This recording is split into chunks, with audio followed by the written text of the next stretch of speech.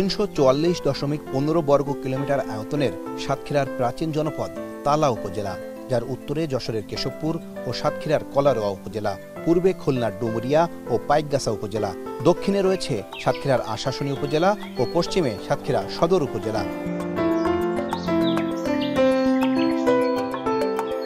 প্রাচীনকালে কপোতাক্ষ নদীর পাড়ে গড়ে উঠেছিল দেশের দক্ষিণ পশ্চিম অঞ্চলের জনপদগুলো। এ অঞ্চলে রয়েছে নানা ইতিহাস ঐতিহ্য। বর্তমানে এই নদীটির অনেক অংশে পলি জমে ভরাট হয়েছে, কিছু অংশে এখনও চালু আছে জোয়ার ভাটা। কপোতাক্ষ পাড়ের মানুষের সমস্যা সম্ভাবনার কথাই বলছি এখন।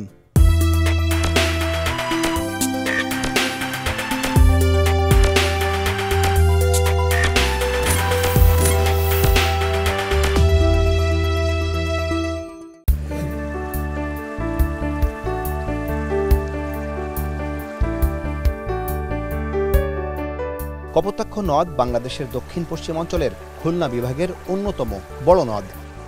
এ নদের পানি কপোত বা পাখির চোখের মতো স্বচ্ছ ছিল বলে নদটির নাম হয় কপোতাক্ষ। আবার শোনা যায় দ্রাবিড় পূর্ব জনগোষ্ঠীর কবদাক শব্দটি পরবর্তী সময়ে সংস্কৃত ভাষায় কপোতাক্ষে রূপান্তরিত হয়েছে।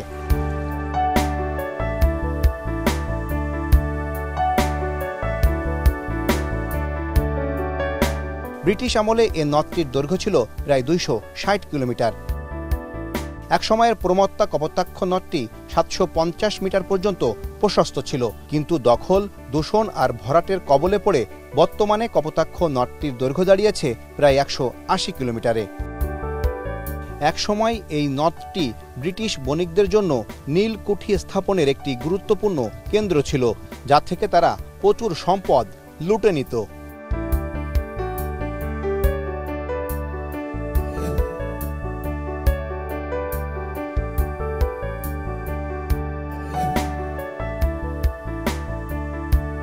কপোতাক্ষ নদের উৎপত্তি চুয়াডাঙ্গা জেলার দর্শনা অঞ্চলের মাথাভাঙ্গা নদী থেকে। এটি ভৈরব ও কপোতাক্ষ এই দুটি শাখায় বিভক্ত হয়ে যশোর ও সাতক্ষীরা জেলার মধ্য দিয়ে প্রবাহিত হয়েছে। খুলনা জেলার পাইকগাছা উপজেলার কাছে গিয়ে দুই ভাগে বিভক্ত হয়ে শিবসা ও কয়রা উপজেলার মধ্য দিয়ে খোলপেটুয়া নদীতে মিলিত হয়েছে। তবে যশোরের ঝিকরগাছা থেকে সাতক্ষীরার তালা পর্যন্ত নদী পুনঃখনন করার মাধ্যমে কেশবপুরের ত্রিমোহনী এলাকা পর্যন্ত নদীতে জোয়ার ভাটি হচ্ছে।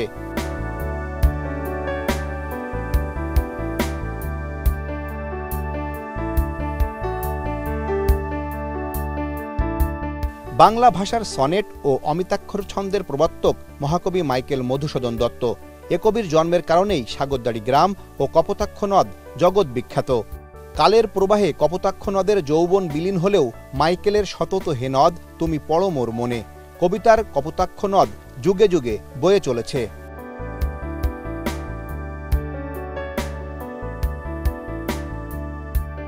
তালা উপজেলার ইতিহাস ও ঐতিহ্যের মূল ভিত্তি হল কপোতাক্ষ নদ এবং এখানকার কৃষিভিত্তিক সমাজ। উপজেলাটির নামকরণ নিয়ে দুটি প্রধান ধারণা প্রচলিত আছে। একটি হল ইস্ট ইন্ডিয়া কোম্পানির আমলে তালাব এলাকা থেকেই তালা শব্দের উৎপত্তি, এবং অন্যটি হল কপোতাক্ষ নদের একটি ভারী লোহার সিন্দুক থেকে পাওয়া একটি বিস্ময়কর তালা থেকেই এই নামকরণ। কৃষি ও মৎস্য চাষ এখানকার অর্থনীতির প্রধান চালিকা শক্তি এবং বহু প্রাচীন ঐতিহ্য ও নিদর্শনের ধারক এই অঞ্চল।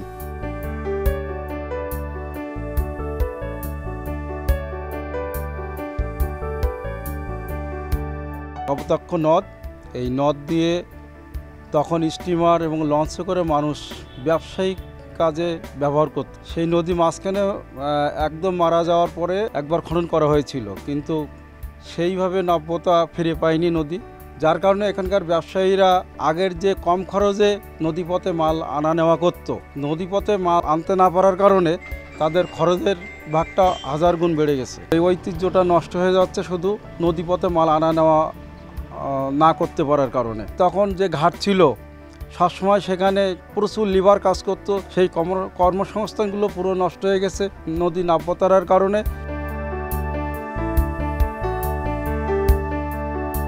কপোতাক্ষ নদীর পাড়ে অবস্থিত এই অঞ্চলের সবচেয়ে বড় মোকাম পাটকেলঘাটা বাজার।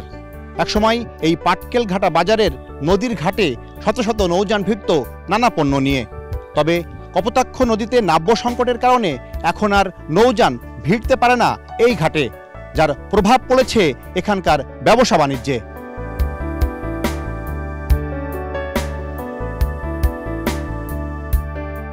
কপোতাক্ষ তীরের প্রাচীন বাণিজ্য কেন্দ্র ও ঐতিহ্যের সাক্ষী তালা উপজেলার পাটকেল ঘাটা কপোতাক্ষ নদের তীরে গড়ে ওঠা এক প্রাচীন বাণিজ্য কেন্দ্র। ধারণা করা হয় সপ্তদশ শতকের প্রথম দিকে নদী পথের সহজলভ্যতার কারণে এখানে বাজার ও ঘাট গড়ে ওঠে। ব্যবসায়ীরা দূর দূরান্ত থেকে ইট পাটকেল চুন পাথর সহ বিভিন্ন পণ্য এনে এই ঘাটে মজুত রাখতেন। এখান থেকেই পাটকেল ঘাটা নামটির উৎপত্তি। কপোতাক্ষ নদ ছিল এ অঞ্চলের প্রাণ। এই নদীপথ ধরেই চলত পণ্যবাহী নৌকা, আর নদীকেন্দ্রিক সেই বাণিজ্য থেকেই পাটকেল ঘাটার সামাজিক ও অর্থনৈতিক বিকাশ। তৈলকুপি, চৌগাছা ও পারকুমিরা গ্রামের লোকজনের উদ্যোগেই এখানে প্রথম দোকানপাট ও বসতি গড়ে ওঠে।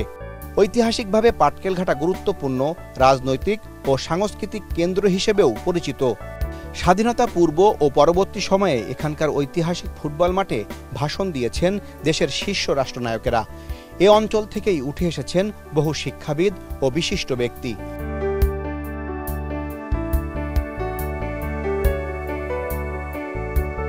কালের পরিক্রমায় পাটকেল ঘাটা এখনও কপোতাক্ষ সভ্যতার জীবন্ত নিদর্শন। নদীর তীরের জলাবদ্ধতা ও অবকাঠামোগত দুরবস্থার মাঝেও এখানকার মানুষ আজও ইতিহাস, ঐতিহ্য ও সংস্কৃতিকে আগলে রেখেছেন।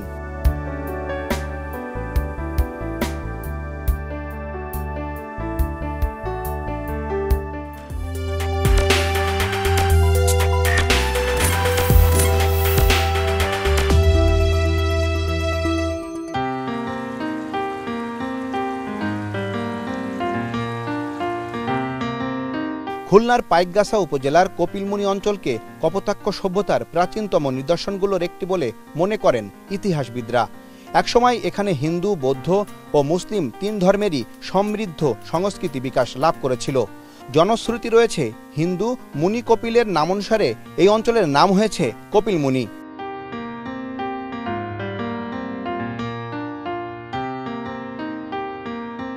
কপোতাক্ষ নদ তীরে তিনি তপস্যা ও উপাসনার জন্য আশ্রম স্থাপন করেছিলেন। বৌদ্ধ যুগেও এ অঞ্চল ছিল ধর্মীয় উপাসনালয় ও বিহার, যার প্রমাণ মেলে পাওয়া প্রাচীন পাথরের মূর্তি ও নিদর্শনে। মুসলিম শাসনামলে খান জাহান আলীর শিষ্য শাহ সুফি হজরত জাফর আউলিয়া রহমতুল্লাহি ইসলাম প্রচারের জন্য আসেন এই অঞ্চলে। তার নামেই গড়ে ওঠে মসজিদ ও মাদ্রাসা। আধুনিক কপিলমুনি রূপকার হিসেবে পরিচিত রায় সাহেব বিনোদ বিহারী সাধু, তার উদ্যোগেই প্রতিষ্ঠিত হয় বিনোদগণ বাজার, যা পরবর্তীতে কপিলমুনি নামে পরিচিত হয়। তার নির্মিত বিনোদ ভবন, শ্বেতপাথরের মন্দির ও অন্যান্য স্থাপনা আজও ঐতিহ্যের সাক্ষী হয়ে আছে। যদিও অযত্ন অবহেলায় অনেক নিদর্শন হারিয়ে যাচ্ছে কালের গর্ভে। তিনি এই অঞ্চলের মানুষের উপকারের জন্য এবং জনসেবামূলক বিভিন্ন কার্যক্রম পরিচালনার জন্য অনেক কিছু দান করে গেছেন। বৃহত্তর খুলনা জেলার সর্ববৃহৎ বাণিজ্য কেন্দ্র হলো কপিলমুনি বাজার। এই কপিলমুনি বাজারকে ঘিরেই একসময় খুলনা শহরের ব্যবসা বাণিজ্যের যে ওঠানামা, ব্যবসা বাণিজ্যের যে বাজার দর, সেটি নির্ভর করত। কপোতাক্ষ ছিল অত্যন্ত খরস্রোতা এবং সেই সময় নদী পথেই পণ্য পরিবহন আনা নেওয়া হতো। এই সওদাগররা এসেই এখানে ব্যবসা বাণিজ্য করার জন্য এখানে এসেছিলেন। বিশেষ করে রায় সাহেব বিনোদ বিহারী সাধু মহোদয় কপিলমুনিকে আধুনিক কপিলমুনির উপকার হিসাবে তাকে বলা হয়, যিনি এই বাজারটি প্রতিষ্ঠিত করেন। খনন কার্য সম্পন্ন হয় না, আবার তারা কিছুটা স্রোত এবং জোয়ার ভাটা কার্যক্রম চলছে এবং কিছুটা হলেও বাণিজ্যিক কার্যক্রম পরিচালনা হচ্ছে। এখানে নৌকা এবং ব্যবসা বাণিজ্য আবারও চালু হয়েছে। এই পবিত্র ভূমির আমি একজন সন্তান। এই কপিলমুনি অঞ্চলের মানুষের সাথে কপোতাক্ষের যে সম্পর্ক, যে ভালোবাসা, এটা অনেক প্রগাঢ় এবং আমি আশা করব এই কপোতাক্ষকে তার পুরনো যৌবনে ফিরায় নিয়ে যাওয়া হোক। এই মন্দিরটা তৈরি করছে স্বর্গীয় রায় সাহেব বিনোদ বিহারী সাধু। এইটা আছে একমাত্র অনলি একটাই মন্দির, বেদ মন্দির, যে বাংলাদেশের কোথাও নেই। এই বিদ্যা মন্দিরটি প্রতিষ্ঠিত হয় 1926 সালে।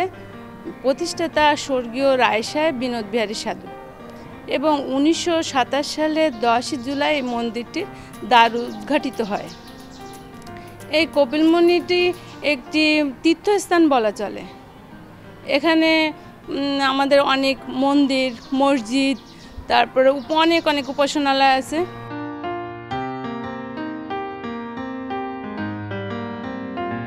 এমনকি এটাও শোনা যায় যে যখন খুলনা সদর হসপিটালে যখন এক্স-রে মেশিন ছিল না, উনি তখন এই অঞ্চলের লোকদের চিকিৎসার জন্যে কলকাতা থেকে এক্স-রে মেশিন এনে এখানকার লোকজনের চিকিৎসার ব্যবস্থা করেছিলেন। কিন্তু সেই সময়কার জেলা প্রশাসকের অনুরোধে সেই এক্স-রে মেশিনটা খুলনা সদর হসপিটালে উনি দান করেছিলেন।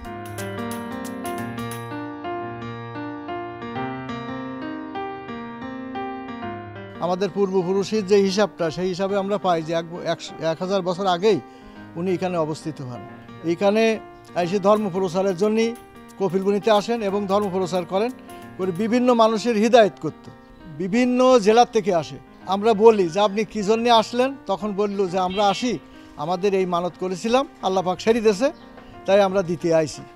বিভিন্ন সময় কেউ হাঁস মুরগিও দেয়, কেউ দুধ দেয়। দুধ তো অটোই সবসময় দেয় মানুষ।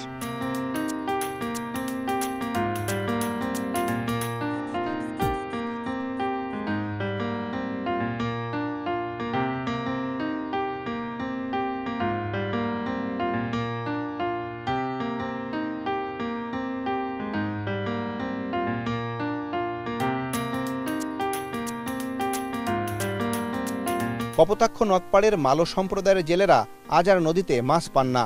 জীবিকার তাগিদে তারা এখন বঙ্গোপসাগরে মাছ ধরতে গিয়ে গহীন সুন্দরবনের দুবলার চরে গড়ে তোলেন অস্থায়ী আবাস। প্রতি বছর 5 মাস সাগরে থেকে তারা মাছ ধরে শুটকি তৈরি করেন, বাকি সময় কাটে জাল বুনে।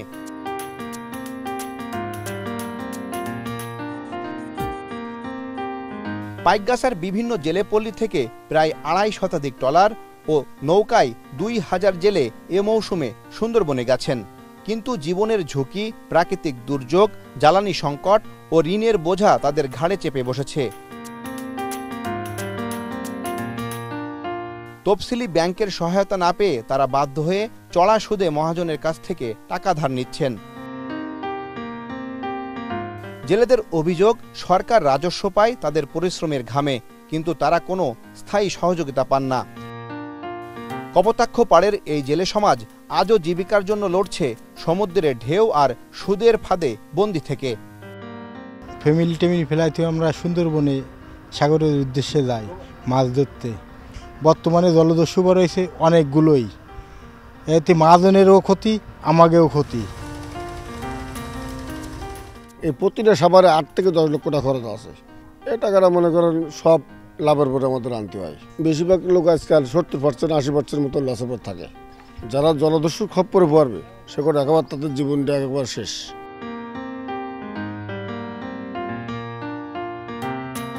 তা আমরা এই দীর্ঘ 5 মাস জালাস করি, ওখানে আমাদের যান নিরাপত্তা ও নিরাপত্তা নেই। সবসময় পানি পারে বাঁচি থাকতে হয়, বাদ বাকি ঘোরালার ইচ্ছা।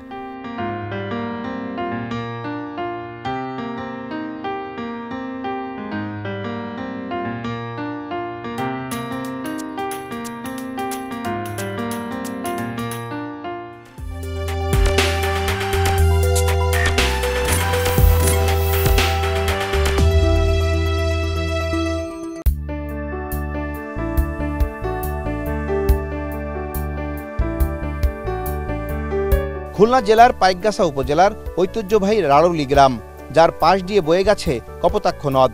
এই নদী তীরেই 1861 সালের 2 আগস্ট জন্ম নিয়েছিলেন উপমহাদেশের প্রখ্যাত বিজ্ঞানী ও শিল্পোদ্যোক্তা আচার্য প্রফুল্লচন্দ্র রায়, যিনি ইতিহাসে পরিচিত ভারতীয় রসায়নের জনক হিসেবে।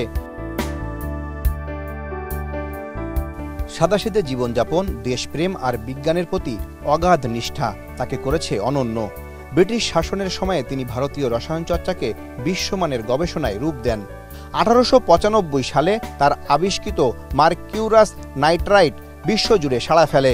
পাশাপাশি তিনি প্রতিষ্ঠা করেন উপমহাদেশের প্রথম আধুনিক ঔষধ শিল্প প্রতিষ্ঠান Bengal chemical and pharmaceutical works, যা আজও তার ঐতিহ্যের স্মারক। শুধু বিজ্ঞানী নন, তিনি ছিলেন সমাজ সংস্কারক, শিক্ষা অনুরাগী ও উদ্যোক্তা। নিজ জেলা খুলনায় প্রতিষ্ঠা করেন পিসি কেমিক্যাল ইন্ডাস্ট্রি ও এপিসি টেক্সটাইল মিলস। রারুলি গ্রামে গড়ে তোলেন স্কুল, ব্যাংক ও সমবায় সমিতি। দেশপ্রেমে উদ্বুদ্ধ হয়ে স্বদেশী আন্দোলনে যুক্ত হন, বিপ্লবীদের গোপনে অর্থ সাহায্য করেন, গান্ধীজির জনসভা আয়োজনেও নেতৃত্ব দেন।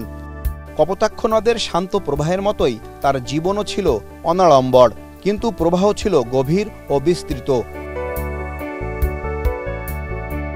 আজও কপোতাক্ষ তীরের রারুলি গ্রাম গর্ব করে বলে, এই মাটিতে জন্মেছিলেন আচার্য প্রফুল্লচন্দ্র রায়, যিনি জ্ঞানের আলোয় আলোকিত করেছিলেন পুরো ভারতবর্ষ।